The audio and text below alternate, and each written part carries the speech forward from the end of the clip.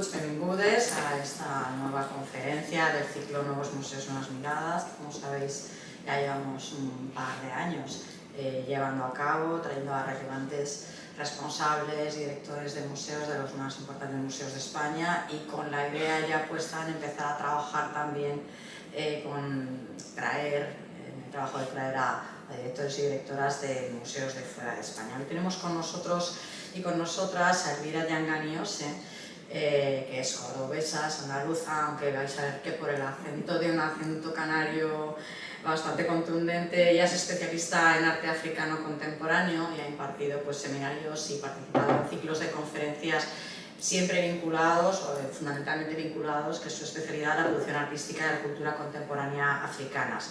Se formó, en realidad, es licenciada en Historia del Arte por la Universitat Autónoma de Barcelona, pero después acabó especializándose en la Cornell University de Nueva York y también en la Universitat Politécnica de Cataluña. Tiene una larguísima trayectoria en museos de arte contemporáneo, no solamente en España, sino también fuera y también como responsable de bienales. Voy a dar solamente algunas pinceladas. Ha sido conservadora del Centro Atlántico de Arte Moderno de Las Palmas de Gran Canaria, también del Centro Andaluz de Arte Contemporáneo de Sevilla, eso en España, y fuera de nuestras fronteras, de uno de los museos que cambió, el museo que cambió el paradigma expográfico y la manera de entender las colecciones de arte moderno y contemporáneo en el mundo, que fue la Tate Modern. Trabajó allí como conservadora de arte internacional entre los años 2011 y 2014. También allí fue directora de The Showroom. En la actualidad, y desde el año 2021, Elvira es directora del Museu d'Art Contemporani de Barcelona, del MACBA. Forma parte del Consejo Asesor, sigue ligada por tanto a la Tate Modern, es miembro del Consejo Asesor de la Fundación de Prada, donde ha comisariado bastantes proyectos, y hasta finales de noviembre de 2018 ha sido conservadora senior de Creative Time, donde ha comisariado la 11ª edición de Summit, titulada de Archipiélagos y otros imaginarios, estrategias colectivas para habitar el mundo. Es, por tanto, una comisaria, conservadora, directora de museo, gestora, que tiene un carácter bastante multidisciplinar, con proyectos curatoriales que revisan la idea de la narración de la historia como experiencia colectiva, la intervención en los espacios públicos y la recuperación de narrativas y de epistemologías no occidentales. Te doy las gracias, Elvira, por estar hoy aquí con todos nosotros y nosotras, y adelante, por favor.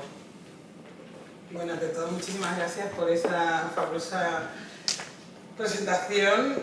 Siempre me parece como muy ¿cómo se diría? Muy secas, ¿no? A veces, muchas veces la narración de los accolades, de los currículums y demás. ¿Cómo me pongo? Para que ustedes vean esto, que yo veo mi cabeza, ¿no? Veo mi cabeza en la pantalla. No, pero muy poquito. ¿Muy poquito? Así.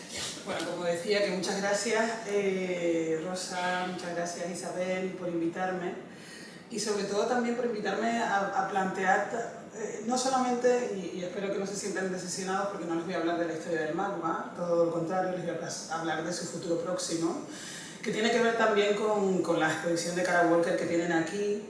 Y cuando estaban preparando, ¿no? Cuando habían recibido la donación, Rosa me comentó: oye, me encantaría que vinieras, hablando con Isabel también, de qué podíamos hacer que de alguna manera vinculase los temas de esa increíble donación, ¿no? A aspectos de los que estamos trabajando en el museo, como muchas otras cosas.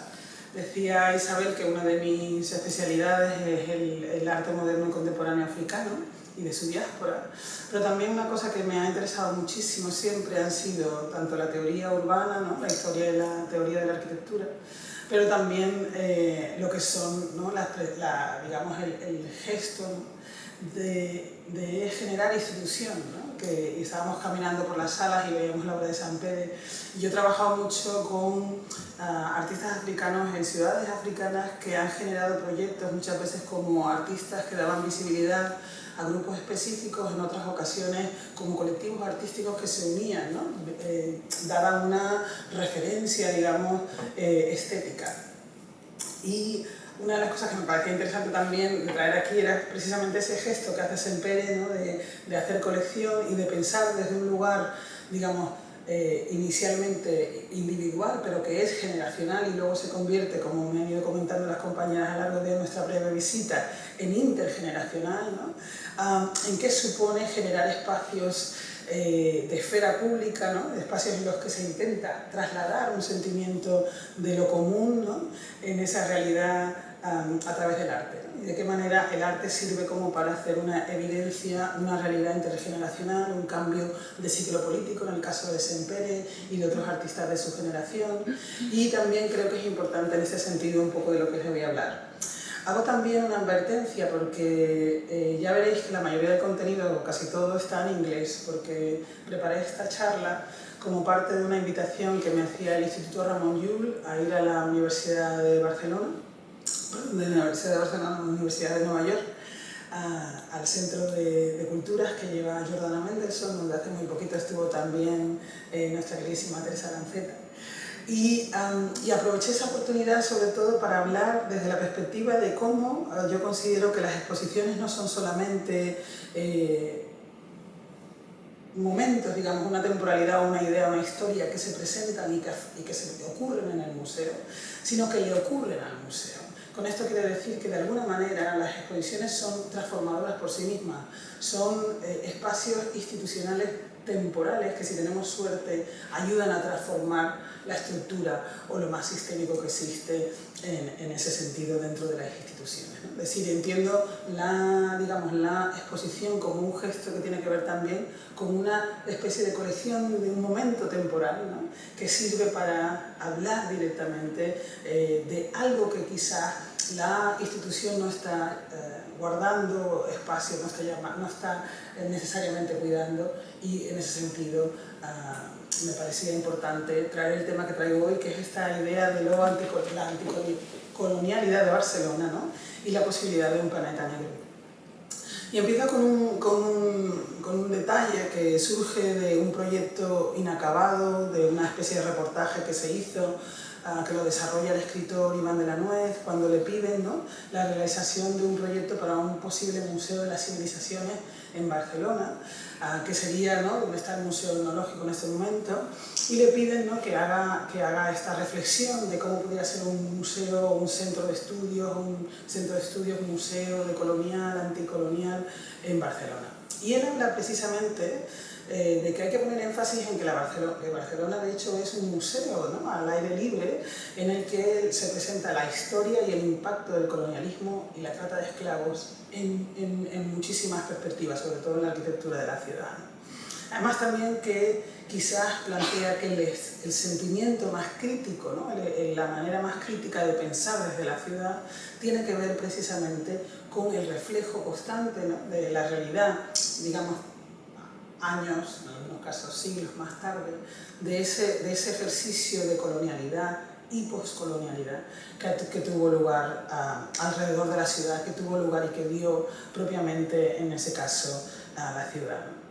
Y en este sentido dice que, bueno, que cruzamos la ciudad de Barcelona por estatuas coloniales, pero que también vivimos de alguna manera con esa migración que es el reflejo, la reverberación, ¿no?, en el tiempo de esa colonialidad, decía el politólogo Stuart Hall, y en ese sentido yo creo muchísimo en esa idea que él habla del post, ¿no?, de la noción de post como algo que no es contrario o que surge en concatenación contra la etapa anterior, sino algo que estaba embebido en potencia en la etapa anterior y que sirve para transformarlo. De manera que si pensamos en el postcolonialismo, ¿no?, y quizás también es el uso de lo decolonial que tienen sobre todo los pensadores latinoamericanos, ¿no?, el postcolonialismo, que se defiende más desde pensadores africanos como Senghor, como Fanon, y como otros más contemporáneos como Bachir Diagne, por ejemplo, tiene que ver precisamente con algo que estaba ya embebido en la colonia. De alguna manera esa realidad, ¿no?, esa realidad en la que migrantes y turistas se encuentran, ¿no?, en esta contemporaneidad, hace de Barcelona en particular y de España en general un lugar, ¿no?, en el que la idea de las leyes ciudadanas y esa noción que podíamos ver también en Henri Lefebvre, ¿no? Del derecho a la ciudad, están un poco en entredicho, pero que siguen también marcadas por esa realidad, digamos, social. Y aquí es donde la idea del we, ¿no? Del nosotros, tiene que ver con esta noción de museo. Esto es parte de un ensayo que invito a todos a leer. Es un ensayo visual dentro de un librito muy pequeñito de Claire Bishop que nos habla de la museología radical, ¿no? y intenta hablar de qué es la contemporaneidad utilizando 3 ejemplos de instituciones. Y uno de los ensayos es precisamente este ensayo de Perowski, en el que habla pues, de muchos elementos. Yo hoy os traigo este que a mí siempre me gusta, ¿no? Esta idea de quién representa el nosotros, que somos el poder del museo, ¿no?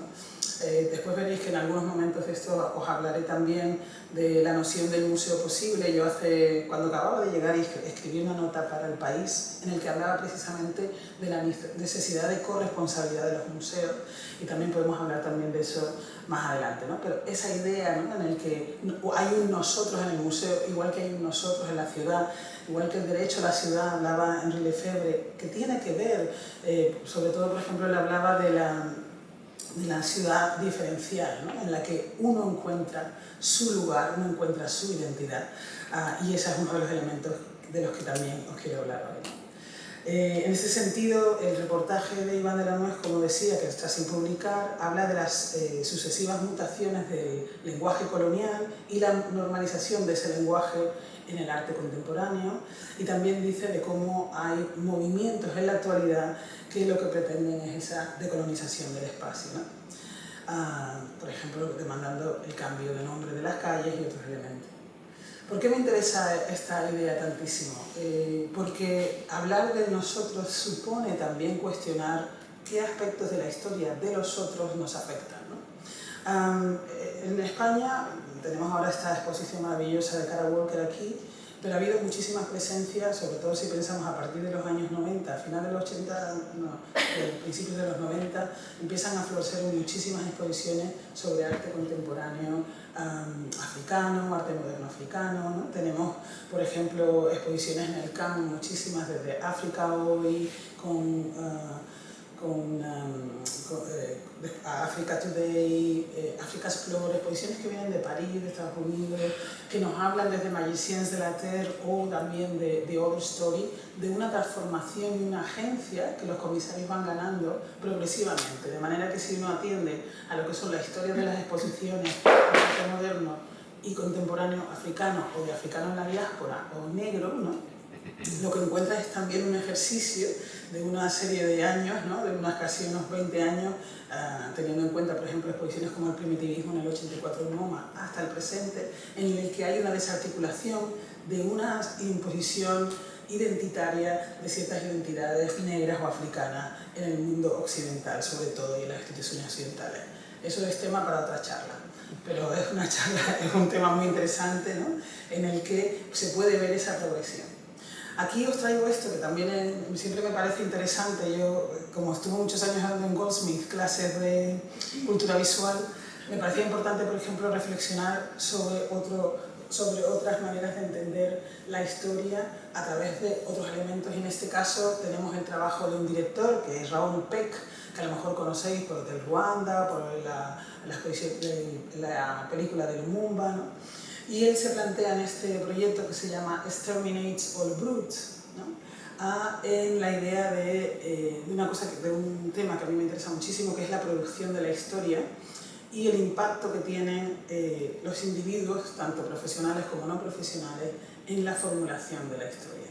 Cuáles son los escenarios de producción de la historia. Él utiliza a alguien que para mí también, cuando lo leí en mis años de Cornell, en 2008-2009, me pareció extremadamente inteligente, que es un haitiano que murió hace algunos años, a principios de los 2000, que se llamaba Michel Rolf Troyot. Y Troyot habla precisamente de la doble vertiente de la historicidad, ¿no? Una cosa son las evidencias históricas, una cosa son los hechos, ¿no? La narrativa de los hechos y la manera que los hechos están contados, ¿vale? Esas dos maneras de entender la historia, ese doble rasero a veces, ¿no? Porque la narrativa en la que los hechos son contados es algo que nosotros podemos manejar ideológicamente, y es algo que el museo, por ejemplo, puede hacer como una de las herramientas que tiene la historia, ¿no? Para generar sujetos, ¿no? para generar sujetos tanto en términos de un sujeto temático de su historia, un episodio de su historia, pero también para generar sujetos en términos de una comunidad. Y Raoul Peck, en la HBO, ¿no? O Max en España, no estoy haciendo publicidad, pero tiene estas 4 películas documentales en las que habla, y él se sitúa también dentro de esto, que es muy importante, porque ahora veréis también otro elemento que es fundamental en esto que estoy hablando hoy. Habla precisamente Raoul Peck de que sí, quizás, ¿no? hemos entendido mal la historia, ¿no? Si la historia se nos ha contado mal, y que tenemos que hablar de eso, porque él dice, las evidencias de la historia están ahí, lo que tenemos que ser capaces de enfrentarnos a ellas, ¿no? Entonces, él, que utiliza pues, tanto el libro de Troyo como otros, no sé si alguien ha leído aquí Joseph Conrad, El corazón de las tinieblas, pues la frase de Exterminate all the brutes es una de las frases del administrador colonial. Y esa es la frase que él utiliza para decir, ¿no? que quizás la humanidad se ha reflejado en esos 3 elementos, ¿no? la colonización, la civilización y la exterminación. Y se sitúa al centro de una narrativa de la que después él genera una serie de, digamos, de utilizar no solamente la manera de contar la historia, sino las herramientas a través de las que él la cuenta. Que nos parecía interesante también, porque toda esta reflexión no solamente, o pensaba, ¿no? Mira, justamente ayer hablaba con el equipo de comunicación, porque estamos empezando a preparar lo que será la presentación del proyecto Proyectar un planeta negro, que es un proyecto que estamos haciendo con el Art Institute Chicago, con Barbican en Londres y con Canal en Bruselas. Y con estas 3 instituciones llevamos años, ¿no? Llevamos trabajando 5 años en la investigación. Yo empecé esto antes de llegar al MALPA, pero también tenía como que entender por qué era importante este proyecto también en el MALPA, ¿no? Y una de las cosas que me parecía interesante cuestionar era esa noción de blanquitud. No sé si reconocéis este tipo de piezas de Titus Capar, pero lo que hace él es como el típico cuadro holandés, ¿no? en el que se representa la familia con el esclavo negro, es generar esa sensación de blanquitud que está por todas partes. Sara Ahmed, que también era una profesora de Goldsmith, creó también esta reflexión, es un texto maravilloso sobre la fenomenología de la blanquitud, en la que lo que habla ella es cómo considerar la blanquitud como una cosa ontológica, darle existencia a la blanquitud, ¿no? Es decir, si creemos que existe la blanquitud como tal y es el background de la experiencia, como sucedía en esta imagen, ¿no? de Titus Capar, que es una pintura, pero que la pintura está reflejando el ambiente blanco en el que se encuentra el personaje negro que tenemos reflejado en la historia, lo que vemos aquí, y en el caso de Lois se ve mucho, ¿no? En el caso de Kara Walker, ¿no? sé si os habéis fijado que ella todo el rato está trabajando con esos blancos y negros, está trabajando todo el rato. Decía antes también, le comentaba a Rosa, como que importante es que cuando ella trabaja, ¿no? desde la perspectiva de la silueta, lo hace con una cierta distancia a esos horrores, ¿no? Esta es la única manera que puede trabajar en los horrores. Pero en una exposición que hizo, ¿no? hacia el 2018-2019, genera un proyecto en el que su mano, ¿no? es la grafía de su mano, está en toda la figura. Y de repente hay una conexión casi brutal, ¿no? casi dura, de cómo ella se gestiona dentro de eso. Ese ejercicio que ella hace también es un ejercicio de búsqueda de la ontología negra, de la fenomenología negra, dentro de esa blanquitud. Y yo aquí comparo la blanquitud, aunque no se lee aquí de esta quote que tienen, esta cita que tienen aquí, es esa idea de cómo Edward Said piensa el orientalismo. Para los que sean más familiares con el orientalismo es Said, ¿no? Edward Said piensa el orientalismo como algo que no es solamente discurso, o sea, que no es un lugar real, sino que es un lugar impuesto, que es una identidad impuesta. Bueno, en este espacio de esa idea de la blanquitud como algo que lo ocupa todo, en este texto Sara Ahmed recupera también un texto de Fanon que habla de la orientación y la posicionalidad. ¿Quién soy yo con respecto de este aquí que se representa, de esta realidad que se me representa impuesta, ¿no? Y él dice, yo quiero fumar un cigarro y sé que puedo abrir el cajón, sacar el paquete y encender el cigarrillo, pero también sé que todo lo que yo hago, toda mi movilidad, toda esta capacidad de desarrollar algo está marcada por ese contexto de realidad que está definido desde ese mundo occidental. Entonces, bueno, esta es como parte de esa realidad, de esa materialidad vivida. Entonces hay como aspectos en los que me interesa, por ejemplo, comentaros que antes de yo llegar al museo ya sí existían, pues por supuesto ha habido muchísimas exposiciones, pero quería hacer precisamente dos cositas que pueden todavía observar si van a YouTube del MACBA o a la web o a la parte del repositorio digital, que son estas historias del arte de Barcelona que también involucran a otras realidades diaspóricas que podemos ver aquí, ¿no? De hecho, una de las cosas que también nos recuerda este reportaje y que vemos claramente en Barcelona en términos de la anticolonialidad es que existe una colaboración de grupos locales, de académicos internacionales, de instituciones y líderes institucionales y de movimientos sociales, intelectuales, políticos y activistas, ¿no? Y un número muy grande de ciudadanos que han generado, ¿no?, que la historia local antirracista y activista sea muy importante, ¿no? Pero claro, ¿qué pasa? Que en la última década, ¿no?, el éxito de estas convocatorias muchas veces necesita de una mayor representación y tiene una agencia, pero necesita todavía una agencia, yo creo que a nivel también estatal, ¿no? En ese sentido, la historia, ¿no?, tanto si es cultural como si es sociopolítica, los debates de restitución, ¿no?, del patrimonio, la declaración del ministro de Cultura no hace mucho, ¿no?, en que se tenían que decolonizar los museos de España, ¿no?, haber un debate público, que yo creo que en muchos casos, ¿no?, y aquí pongo otra referencia, ¿no?, de algunos de esos debates que han existido, por ejemplo, en el caso del MACBA, en los proyectos de investigación del PEI, ¿no?, el Programa de Estudios Independientes. Y como decía, ¿no?, esa idea, ¿no?, ese apoyo a la investigación y las prácticas comunales, ¿no?, que tienen que ver con esta noción del anticolonialismo, o la anticolonialidad, creo que hace falta como un estudio comparativo que traiga la historia, ¿no?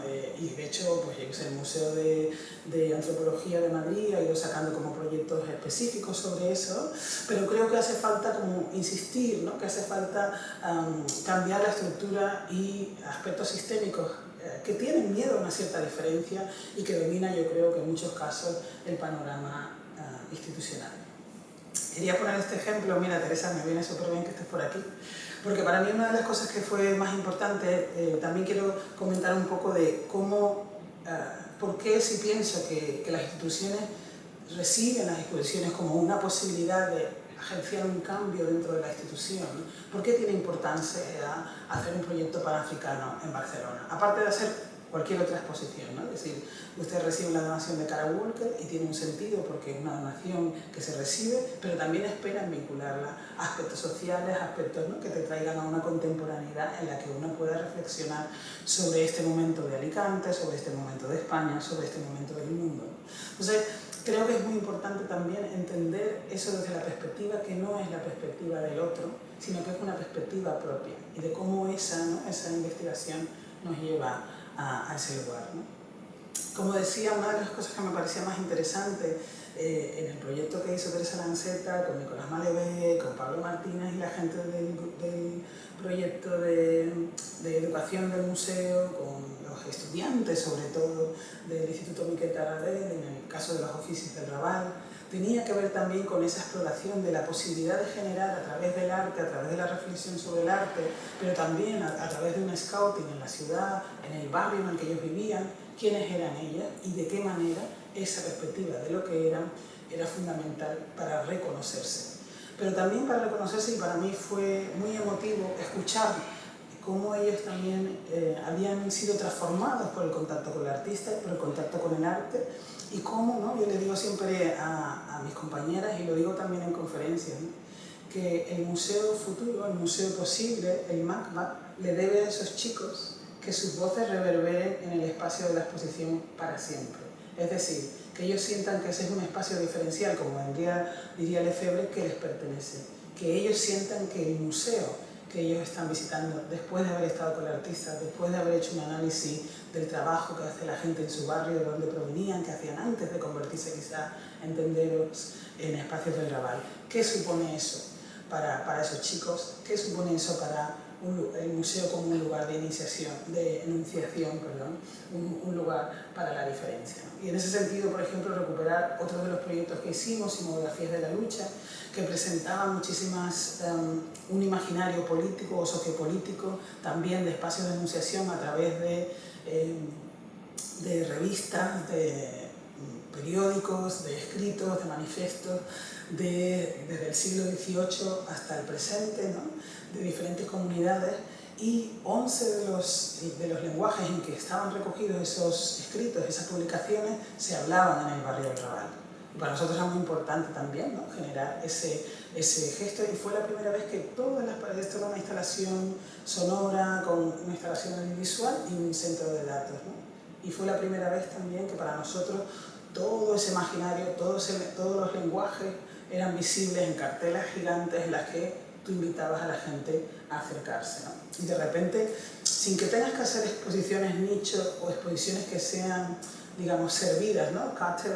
Exposiciones, no sé cómo decir, catering, pero de exposiciones, ¿no? A un grupo determinado. Creo que hacer exposiciones nicho es un error. Creo que la cultura es para todos, aunque sintamos que no lo es para nosotros, o que es algo de alguien que pasa más allá. Yo creo que existe un panhumanismo que nos une, y ese panhumanismo es el que plantea el proyecto Project Black Planet, del que os hablaré en un segundo. Otro elemento importante es, ¿no? Esta situación, esta localización, esta contextualización del museo dentro del Raval, y sobre todo de esa diversidad que anunciaba yo antes. Barcelona es un lugar en el que el 30% de las comunidades no han nacido allí. Existe una diversidad muy plural, pero cómo se genera la relación de ese nosotros del que yo estaba hablando antes. Esa es la clave en la que el museo tiene que intervenir, ¿no? Y me planteo, bueno, ¿cómo puede una institución pública como el MACBA, ¿no? imaginarse el rol en la historia, en ese ejercicio que se quiere hacer de colonialidad? Nosotros no somos un museo que tenga ¿no? una obra colonial que se tenga que devolver, pero sí que somos un museo que se puede plantear la redefinición del museo por sí mismo. Y una de las claves de la museología actual es también pensar que para que el museo sea relevante, tiene que ser relevante para sus comunidades, ¿no? El museo ya no puede ser paternalista como mucho tiempo, tiene que ser intergeneracional, tiene que ser un museo vivo, un museo corresponsable, ¿no? Es muy importante entender que existen, ¿no? otras cosas que suceden en los museos más allá de las exposiciones, que permiten, ¿no? que los museos sean espacios habitables o que produzcan una cierta cohabitación, ¿no? Digamos, el museo que nosotros nos imaginamos tal cual es lo que llamamos el museo posible, que de alguna manera rompe con esta idea de que cuando llega un nuevo director se crea una nueva época y que poco le debe al pasado, ¿no? Que se entiende como un lugar, digamos, ¿no? Que necesita generar tiempo y espacios necesarios para aterrizar de otra manera, generar un contexto de escucha y aprendizaje mutuo, en que la comunidad se amplía y conforma el museo, ¿no? Y que la dirección es una parte, por supuesto una parte importante, pero solo una parte de ese todo, ¿no? Tiene que ser concebido, como digo, tampoco puede ser una tabla rasa, tiene que ser un espacio compartido en el que nos reconocemos, y de nuevo esa idea de lo diferencial del Lefebvre también afecta a la institución como foro público, ¿no? Se recupera la institución y se vuelve sobre ella para intentar echar valor también a lo que se ha hecho, visibilizar proyectos truncados que ahora pueden recuperarse o reformularse y dar impulso, ¿no? a intenciones que no hayan pasado de ahí. Ese museo posible que nos imaginamos, ¿no? que tenéis aquí una mirada, ¿no? Ahora voy a traducir esto un poco, que es como que no solamente el museo que podría ser y no es, la proyección ideal de unos anhelos no cumplidos, sino que es el museo de lo que se puede, ¿no? Entendiendo que hay un marco de posibilidad que se abre, pero que también se restringe, y a partir de lo que ya existe, ¿no? Que no se trata de un impulso vanguardista de producir todo nuevo a costa del rechazo al pasado, ni el instinto conservador de perpetuar lo dado, sino del afecto con el que se tiene que cuidar algo, ¿no? Para hacerle bien y no solo para hacerle crecer, pese a que ahora mismo estemos, como digo, haciendo una ampliación. Y aquí viene cuando ese ejercicio, ¿no? De formulación de esta realidad, ¿no? De cómo podemos nosotros en un momento dado formular un programa público de exposiciones y eventos, de investigaciones, ¿no? De prácticas activas, de proyectos comunales, de historia que abra, ¿no? Ese futuro, que abra hacia ese futuro que nos hace críticos y que hace de un análisis, ¿no? De cómo vernos, como diría también Stuart Hall decía antes, ¿no? Unidos en la disparidad, ¿no? Es decir, de qué manera podemos hacer también, como diría Denis Ferrer da Silva, ¿no? Ser diferentes pero sin la separabilidad, ¿no? Y en este sentido, como digo, la producción de esta exposición fue muy importante. Aquí tenéis un personaje que se llama C.L.R. James, que fue un escritor que habló por primera vez de la revolución haitiana, que sabéis que ocurre en 1703, y que la revolución haitiana, C.L.R. James, que habla de ella en los Black Jacobins. ¿Y por qué lo traigo a colación? Porque él fue uno de los intelectuales negros que apoyó a los republicanos, ¿no? Contra el fascismo de Franco y el racismo de Europa que venía hacia España, ¿no? Para la disolución de la República. C.L.R. James, además, en el primer libro que escribe, Juan Breá, el surrealista Juan Breá, y Mary Lowe, ¿no? Estos surrealistas que están hablando de, por ejemplo, en ese caso, de la embestida de los campesinos catalanes que quizás a lo mejor no tenían la capacidad de formular ese mundo, ¿no? Más allá de un imaginario de libertad. Tenían mucho más anhelos de progreso, ¿no? Y James veía en ellos el instinto de esa revolución haitiana. James veía en ellos, ¿no? El instinto de progreso y de libertad que a lo mejor todos estamos luchando ahora, ¿no? Cuando vemos esta nueva batida, ¿no? Fascista o autoritaria que está llegando demasiado cerca de nuestras costas. Entonces, lo que me parecía bonito es que James hace una introducción en ese momento en el libro rojo de Breá y Lowe y presenta esa idea hablando del campesinado, ¿no? Y aquí es donde vamos a mi compañera de la cabina, porque quiero enseñaros esta otra imagen, que es la imagen de Paul Robertson, que no sé si lo reconocen. Él era un actor, uno de los primeros actores negros que está en Hollywood y que además también es un gran defensor de los derechos civiles, tanto como lo fue James. Ellos dos son los que forman parte, ¿no? de esta batida, que luego más formalmente estará en la Brigada Lincoln. Tenemos unos compañeros fantásticos que estamos desarrollando, de hecho, un proyecto de Reader para la exposición en la que hacemos también un balance de esta historia que os estoy contando, de manera que no solamente se entienda, y además empieza muy bonito porque habla de la negritud como existencia, con un texto del filósofo senegalés Soliman Bachir-Diagne, pero que él habla del Tratado de Tordesillas del 1555, en el que está hablando de quién tiene derecho a intervenir, ¿no? Y cuál es el derecho a la existencia que se le da, ¿no? A las comunidades que se empiezan a conquistar con el mal llamado descubrimiento de América, ¿vale? Entonces vamos a ver, voy a poner el vídeo para que así también yo descanso un poquito la voz, pero sobre todo para que veáis, a ver si puedo ponerlo. ¿Tú me puedes dar voz? ¿Está bien ya? ¿Sí? ¿Voy? ¿Sí? Vale.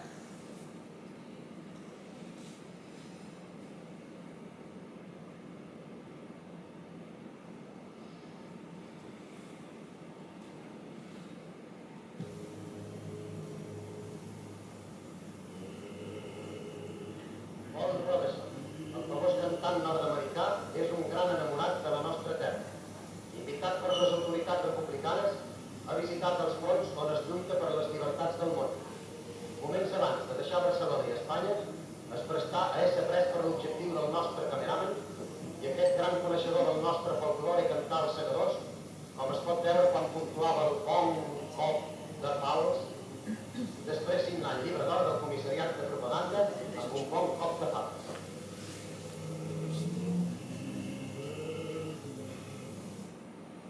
Bueno, es como una especie de guilty pleasure, pero me parece como muy ilustrativo de esos momentos, ¿no? de solidaridad que existen. Paul Robeson no es el único luchador por los derechos civiles. A ver si puedo volver a poner esto. Para ponerlo en pantalla.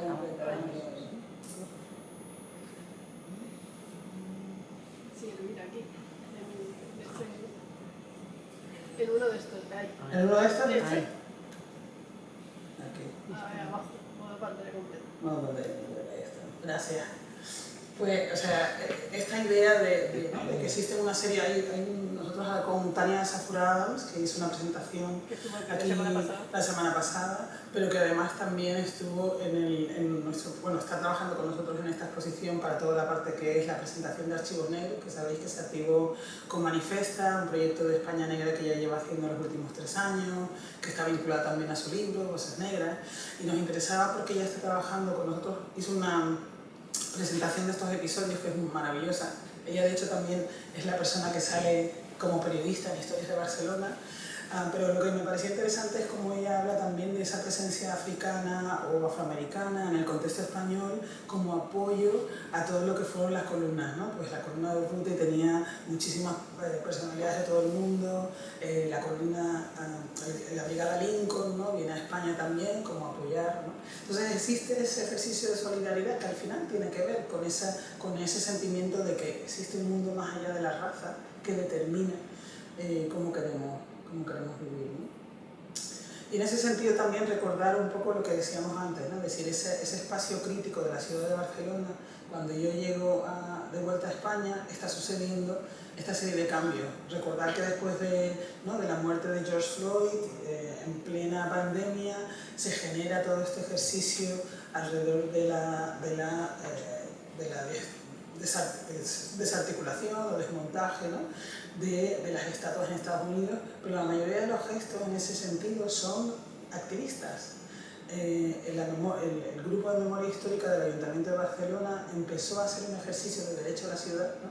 Para intentar hacer un cambio rasante, ¿no? En esa mirada que existía en la Barcelona colonial, en la que quizás el marqués de Comillas, Antonio López, que está, como sabéis, al final de Vía Laietana, su representación, ¿no? Constituía un ejercicio como muy impuesto, ¿no? Sobre esas comunidades alrededor de la noción de la colonialidad de la ciudad, y como sabéis se decide desmontar la estatua y darle ese nombre a la plaza de Isidre Diallo, que fue uno de los jóvenes que murió, como sabéis, en un centro de internamiento de extranjeros en la zona franca, que sin necesidad de que exista una estatua se transforma, ¿no? Bueno, el debate de la estatua estuvo mucho tiempo y yo creo que ahora se ha dejado un poco de lado, pero que se transforma, ¿no? en ese lugar otro en el que esa identidad diferencial de la que nos habla también David Garvey y Henri Lefebvre sucede, ¿no? Pero también me parecía interesante que ese ejercicio de panhumanista casi, ¿no? Que se ofrece con esa distribución de las estatuas, con esa regeneración de la memoria de la ciudad de Barcelona, también estaba marcada por este ejercicio, ¿no? de las ¿cómo se llama? Las LPG, ¿no? Las iniciativas legislativas populares, que sabéis que estaban solicitando, ¿no? La regulación de una serie de inmigrantes y que habían conseguido las firmas para llevar al Parlamento, pero que todavía español, pero todavía sigue sin tener efecto, ¿no? Y que no solamente incluía a comunidades negras, sino que incluía a comunidades de la diáspora de muchísimas procedencias. Otro momento que me parecía interesante era que Leve, el estudio de arquitectura, y Tom Manta, ¿no? La Unión de Vendedores Ambulantes de Barcelona, sabéis que algunos Tom Manta es una estructura que además ha permitido, ¿no? La regulación de muchos de esos trabajadores que llegan de migrantes a Barcelona o a Cataluña, y fueron los representantes de Cataluña en la anterior edición de la Bienal de Venecia, ¿no? en arquitectura. Y también, ¿no? Porque hacen un recorrido, sus cuerpos, ¿no? Nos contaban ellos en una presentación que luego hacen junto a Leslie Loco en el contexto de nuestro proyecto de Canción para Muchos Movimientos, que también analiza, ¿no?, toda la investigación política que se ha hecho desde el MACBA, desde Grup de Treball, desde Rabascal hasta esta reciente presentación de Top Manta en el contexto de Venecia. Pero ¿cuánta gente de Cataluña sabe que Top Manta representó a Cataluña en eso, ¿no? ¿Cuántos observan esos cuerpos dentro de la ciudad como algo que les es ajeno, ¿no? Me parece como muy importante. En esa exposición también planteaba por qué, ¿no?, por qué ellos llegaban en esta situación a la ciudad de Barcelona.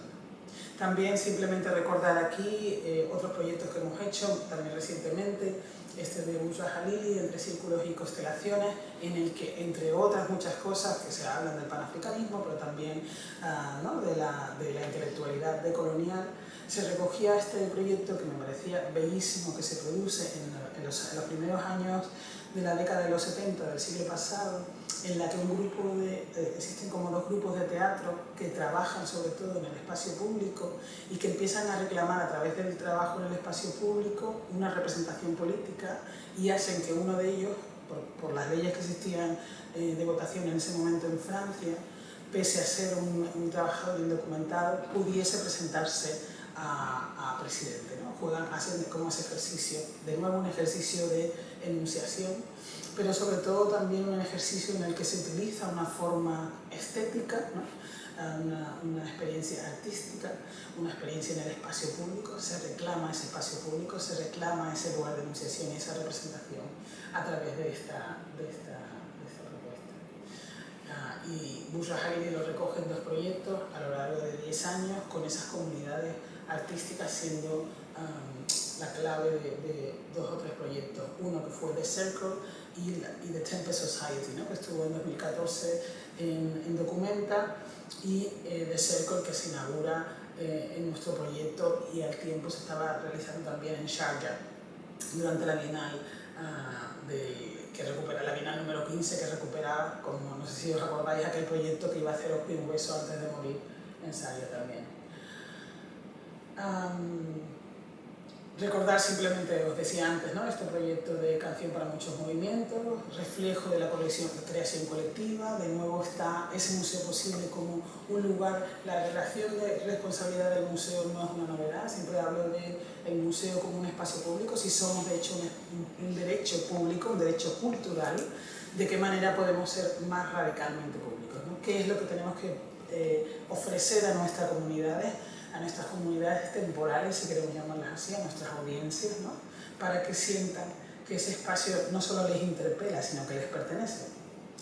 Y estos eran como algunos de los proyectos que presentábamos, ¿no? Proyectos que, como el de Guido Ramane, también hacía una reflexión sobre todos los colectivos de la ciudad que vivieron en estos 108 días, ¿no?, en los que cada día eran 107 colectivos al final, porque el primero y el último fueron los mismos, pero estos eran personas, grupos de personas sin hogar, grupos de diálogos de mujer, que son colectivos y plataformas para mujeres, Caladona para mujeres migrantes, que estaban vinculadas a la idea, por ejemplo, o a la práctica, digamos, reivindicativa que tenía Mari Chordá, por ejemplo, en muchos de los aspectos de lucha feminista.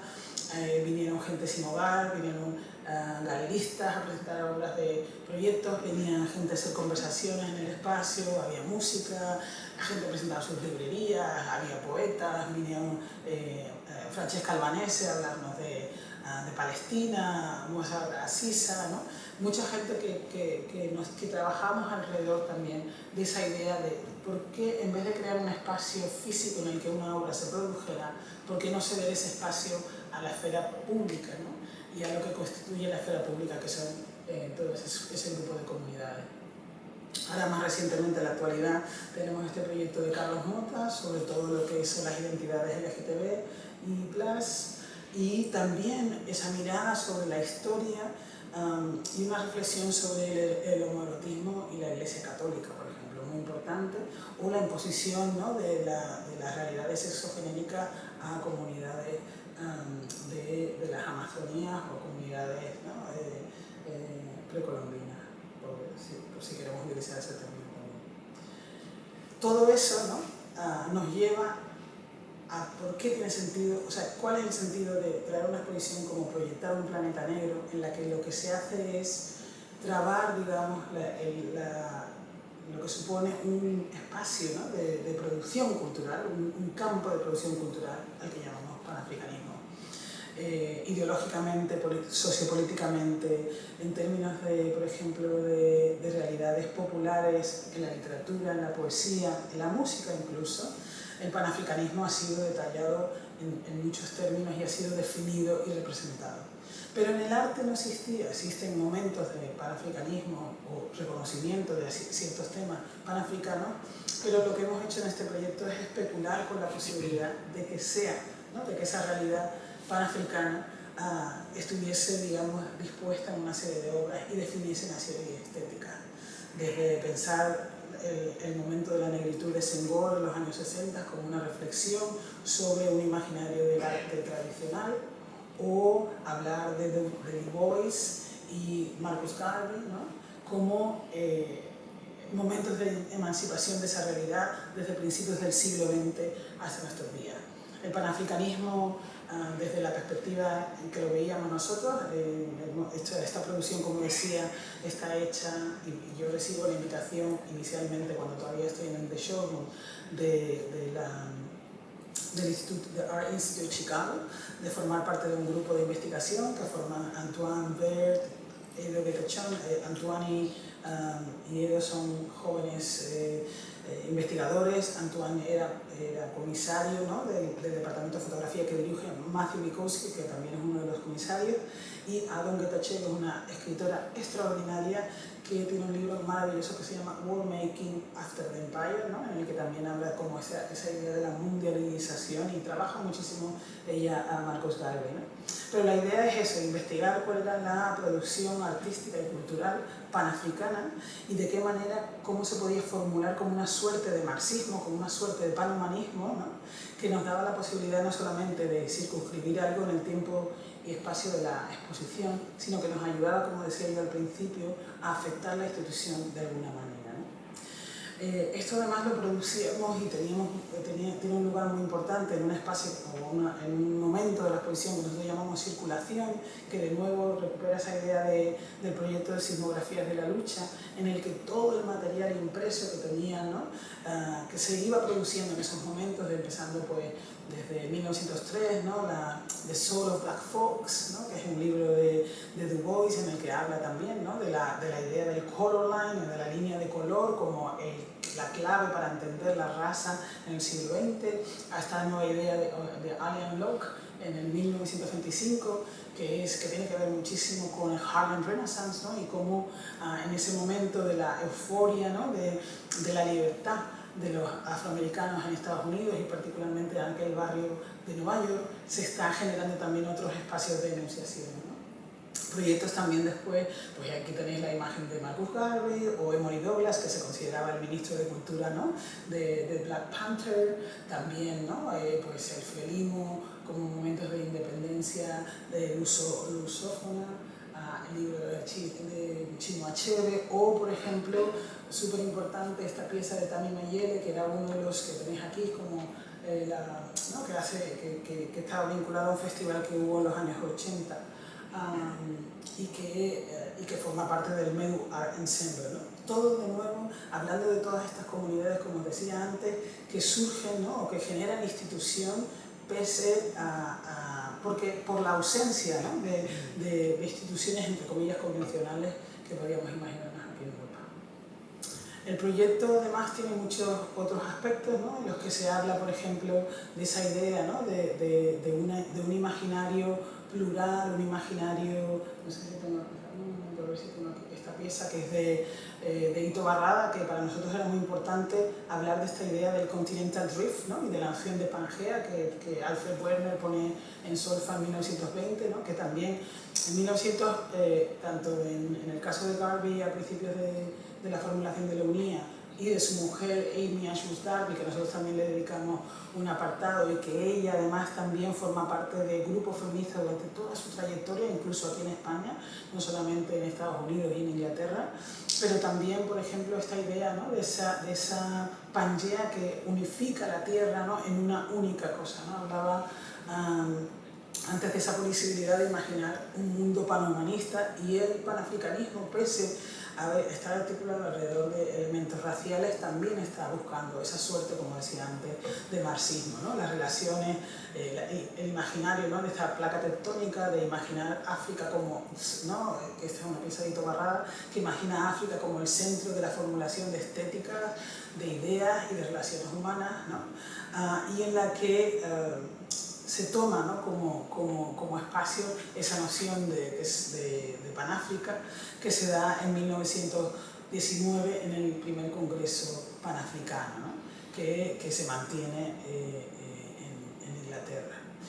Además, también decir que en el 1920 se celebra, ¿no?, como decía antes, el proyecto de la UNIA, ¿no?, de la Universal Negro Improvement Association, ¿no?, de la Asociación del Crecimiento o el Empoderamiento Universal Negro, y que tanto Marcus como Amy Ashmus Garvey, que son unos jamaicanos que llegan a Estados Unidos y que están en Harlem también, recogen como una de las iniciativas de parte de la Harlem Renaissance.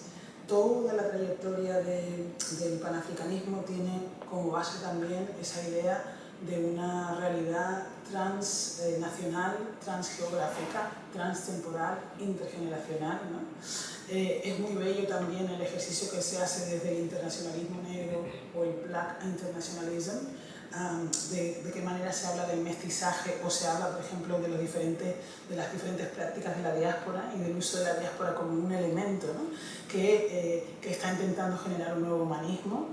Se habla, por ejemplo, de Pauline Nardal y las hermanas Nardal, que utilizan la traducción como un elemento de conexión entre la francofonía, las colonias, ¿no?, las colonias inglesas y lusófonas, pero sobre todo el interés aquí es hablar de esas prácticas artísticas y culturales que nos unen, ¿no?, a lo largo de ese pensamiento negro, a lo largo de ese siglo, ¿no? Estoy ya acabando. Una de las cosas también muy bonitas es esta idea de outer space, ¿no? Sun Ra, el famoso músico, imagina el espacio como un lugar, ¿no?, de proyección en el que esas historias de dolor, esas historias, ¿no?, del esquema racial que nos ha afectado, como nos pide Fran Fanon que nos fijemos, ¿no? Nuestra ontología está marcada por esa realidad histórica. Solo puede, digamos, desarticularse desde el espacio, ¿no? Entonces te encuentras en los años 60, sobre todo, 70 también, una serie de artistas que recuperan ese deseo de la unía, que era de volver a una Etiopía que existía físicamente, pero que en el imaginario de ellos era el único lugar, ¿no?, que sí que se ocupó por el poder colonial italiano, pero nunca se determinó como una colonización, ¿no? Entonces ellos ven, ¿no?, Marcus Garvey, pero también ese sueño de Sun Ra, como la posibilidad de vivir fuera de este mundo, en un mundo en que sean aceptados, ¿no?, como humanos en su totalidad. Y lo voy a dejar aquí, simplemente recordando, ¿no?, esa idea de que me gustaría sugerir, ¿no?, que la noción de formular la exposición, ¿no?, el hecho expositivo, ¿no?, la propia exposición, ofrece siempre un espacio de institución temporal, ¿no?, que no se termina en sí misma, ni en los parámetros en los que está constituido como proyecto específico de un momento determinado, ¿no? Este acercamiento, digamos, de alguna manera, a la noción de Proyecta un planeta negro, ¿no?, y su iteración en Barcelona, precisamente, quiere, en ese momento de la exposición, pero también esperamos que a largo término, formular el museo como un espacio de resistencia y de afirmación más allá de Panáfrica, hacia una manera de repensar un panhumanismo, como decía antes, antirracista, anticolonial, que se presente como un espacio plural, de conciencia plural y de representación plural, un espacio sin espacio, ¿no? Sin tiempo, un espacio de relación, ¿no? Con nuestras investigaciones, con nuestra búsqueda de respuestas, tanto en el presente como en el pasado como en el futuro, a través de una agencia comunal. Y